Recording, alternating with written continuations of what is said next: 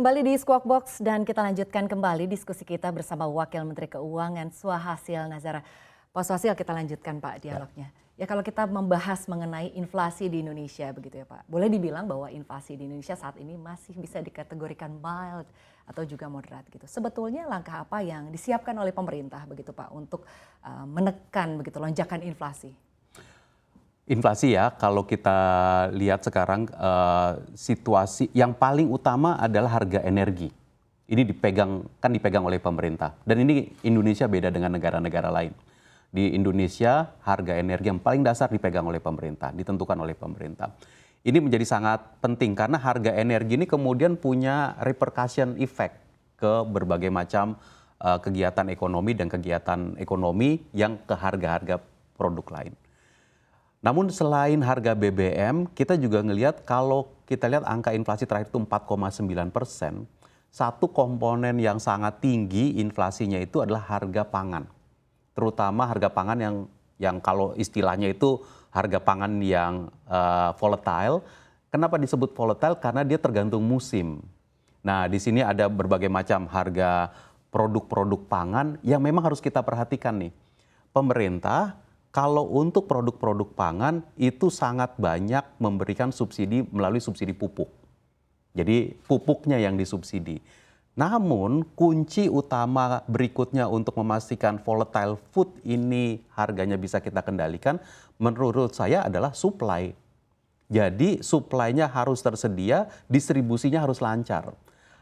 Nah, oleh karena itu banyak sekali kalau kita ingin memastikan harga inflasi volatile food itu rendah, pastikan ada supply, pastikan distribusi. Pemerintah pusat dan pemerintah daerah harus sama-sama memastikan jalanan untuk ke pasar itu tersedia. Produksi di seluruh sentra-sentra produksi itu menghasilkan. Terus ada pemantauan yang mengatakan kira-kira, oh ini kapan akan ada lonjakan permintaan, terutama kalau hari raya atau hari libur atau hari-hari besar yang lain, biasanya permintaan itu melonjak. Ini harus sangat-sangat detail kita. Nah, on top of that, ada lagi harga-harga yang sifatnya itu adalah harga-harga apa ya? Boleh kita bilang inflasi itu kan komponen 3, administered price. Itu dia BBM, energi, kemudian volatile food, dan kemudian core inflation yang merupakan betul-betul inti dari inflasi kita yang nggak terpengaruh oleh macam-macam pergerakan yang volatile dan yang ditanggung pemerintah tadi. Ini 3 ini harus kita perhatikan dengan baik. Angka terakhir 4,9% kita harapkan di tahun ini bisa tetap terkendali sehingga kegiatan ekonomi itu berlanjut terus. APBN-nya akan terus memberi support. Jadi tugas APBN adalah menjadi shock absorber. Artinya apa tuh? 1, memastikan daya beli masyarakat itu jalan terus. Nah, 2, memastikan bahwa inflasi bisa kita tangani. Ya, kalau memastikan daya beli masyarakat itu terutama yang miskin dan rentan, program bantuan sosial, program perlindungan sosial kita harus kita jalankan. Lalu kemudian memastikan inflasi bisa kita tangani. Dan 3, APBN-nya mesti terus kita bikin lebih sehat. Jadi sambil dia menggelontorkan terus untuk menangani inflasi, naikin subsidi kompensasi, naikin perlindungan sosial, tapi harus kita buat APBN-nya menjadi lebih sehat. Lebih sehat itu gimana? Defisitnya kita turunkan. Karena kalau defisitnya kita turunkan itu artinya pembiayaan kita turunkan, artinya utang juga kita minimalkan. Itu dia situasi APBN-nya sekarang. Baik, Pak, jika kita bicara mengenai inflasi dan kaitannya dengan suku bunga begitu ya Pak. Ini kan Menteri Keuangan menyampaikan bahwa hingga akhir tahun ini sebetulnya BI ini bisa menaikkan suku bunga hingga 100 basis poin begitu suku bunga acuan. Nah, sebetulnya kebijakan ini sudah tepatkah untuk dijalankan atau bagaimana sebetulnya Pak? Klarifikasi dulu ya, yang waktu itu disampaikan oleh Ibu Menteri Keuangan adalah rekap dari pendapat-pendapat para analis yang mengatakan bahwa BI itu kan melakukan kebijakan suku bunganya dengan secara independen. Teman-teman di BI menjalankan kebijakan moneter kita yang di pemerintah tidak melakukan estimasi apapun atau tidak melakukan perkiraan apapun mengenai kebijakan yang dilakukan oleh Bank Indonesia. Namun teman-teman analis banyak sekali yang ngelihat-lihat data, ngelihat angka dan seterusnya, mereka melakukan berbagai macam perakiraan.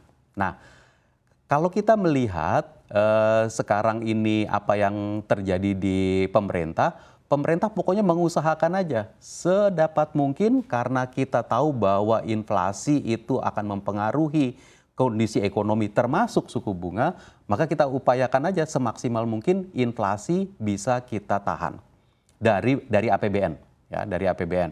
Nah, itu membutuhkan APBN yang tadi yang fleksibel, yang bisa menjadi menyerap shocknya, jadi shock absorber.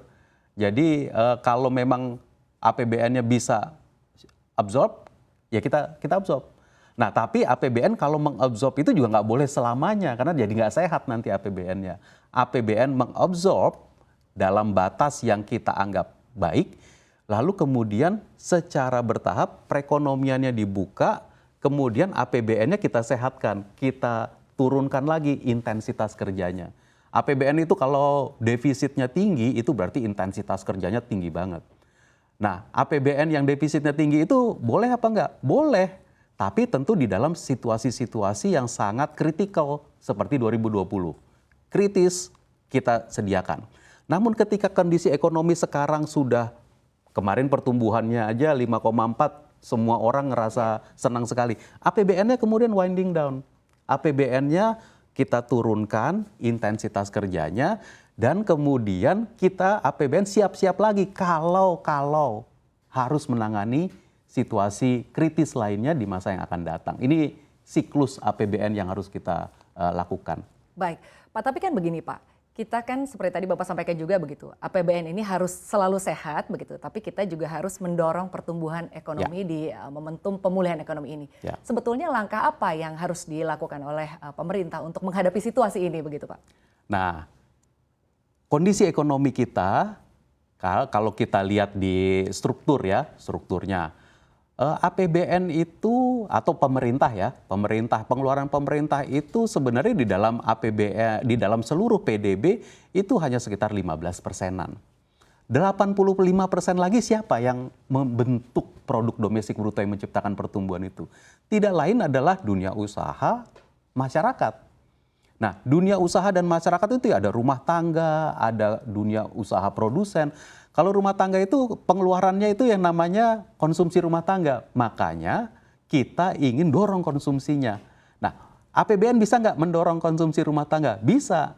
Dengan cara apa? Memastikan harga stabil. Itu yang kita lakukan. Jadi APBN bisa nggak mendorong investasi dari dunia usaha? Bisa. Dengan membuat harga stabil, biaya energinya kita buat juga stabil.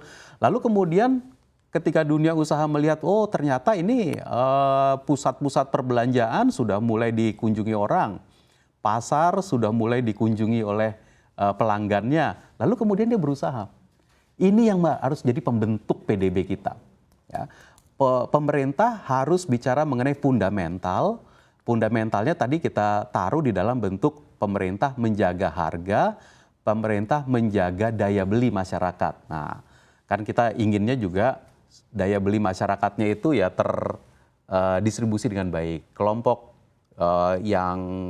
ekonomi lemah, kelompok menengah, dan kelompok atas. Kalau kelompok atas biasanya udah ngurus dirinya sendiri.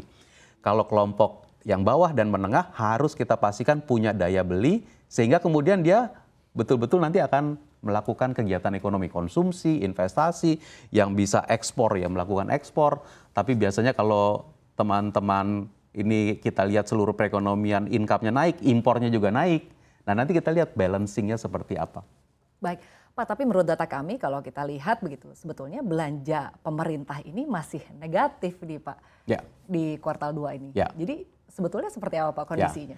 Itu yang tadi saya katakan, pada saat 2020, konsumsinya negatif, investasinya negatif, ekspor dan impor negatif, maka satu-satunya yang positif itu hanya pengeluaran pemerintah. Itu diperlukan Karena kalau pada saat 2020 itu bayangkan, kalau government-nya juga ikut negatif, kita negatifnya lebih dalam dibandingkan 2%. Jadi pada saat itu pengeluaran pemerintah itu jadi shock absorbernya. Nah, saat ini kita lihat kegiatan ekonominya pick up. Ya, jadi konsumsinya tumbuh luar biasa, impresif, investasi juga tumbuh positif. Di saat itulah kemudian pemerintahnya itu dia mengurangi intensitas. Jadi memang dia negatif, tetapi negatif dibandingkan tahun lalu yang luar biasa tingginya. Ya, jadi tahun lalu pemerintah itu tumbuh sekitar 7%. Sekarang dia negatif sekitar 4-5%. Itu adalah cara untuk melihat bahwa pemerintahnya ini dia intensitasnya diturunkan. Supaya apa? Supaya APBN-nya sehat. Bayangkan, kalau tahun lalu sudah 7%, terus kemudian tahun ini kita geber lagi, itu tambah defisitnya. Kita mau mengurangi defisit supaya APBN-nya kemudian kembali sehat dan dia siap-siap lagi, ngumpulin kekuatan lagi untuk kalau harus menangani perekonomian ketika konsumsinya negatif seperti 2020 itu. Jadi itu yang disebut counter cyclical. Ketika perekonomian lagi turun, APBN-nya yang naik. Ketika perekonomiannya lagi naik, APBN-nya intensitasnya kita jaga. Baik, jadi targetnya hingga akhir tahun akan seperti apa Pak untuk belanja pemerintah ini? Kita tetap membayangkan bahwa tahun ini APBN akan tetap defisit. Artinya secara nominal belanja akan tumbuh. Secara real, nah nanti kita lihat inflasinya berapa. Tetapi APBN tetap menjalankan anggaran yang sifatnya defisit. Artinya apa tuh defisit? Artinya belanja negara akan tetap lebih besar dibandingkan penerimaan negara. Jadi efek dari APBN kepada perekonomian akan tetap kita optimalkan, tetapi dia kalau dalam relatif terhadap konsumsi investasi ini akan berubah. Beda dengan 2020 di mana yang lain semuanya negatif, satu-satunya government yang positif. Saat ini karena yang lain ini sudah maju naik dengan sendirinya, government expenditure-nya secara nominal tetap akan positif dengan defisit di sekitar 3,9% dari PDB. Itu adalah cara menuju tahun depan kita APBN-nya lebih sehat. Nanti tanggal 16 Agustus diumumkan oleh Bapak Presiden RAPBN 2023. Lalu untuk target dari PDB-nya hingga akhir tahun akan seperti apa Pak? Kita akan tetap bayangkan pertumbuhan ekonomi Indonesia ada di angka sekitar 5-5,2%. Moga-moga di Q3 dan Q4 ini relatively steady sehingga artinya kan kemarin 5,4 ya. Kalau di kuartal 3, kuartal 4 bisa tetap steady di sekitar atas 5, kita punya keyakinan bahwa akhir tahun bisa menyentuh angka 5-5,2. Ya sekitar angka itulah. Baik, terima kasih Pak Suhasil Nazara telah bergabung bersama kami Pak di studio. Sama-sama. Salam sehat dan sukses selalu untuk Anda. Salam sehat, terima kasih.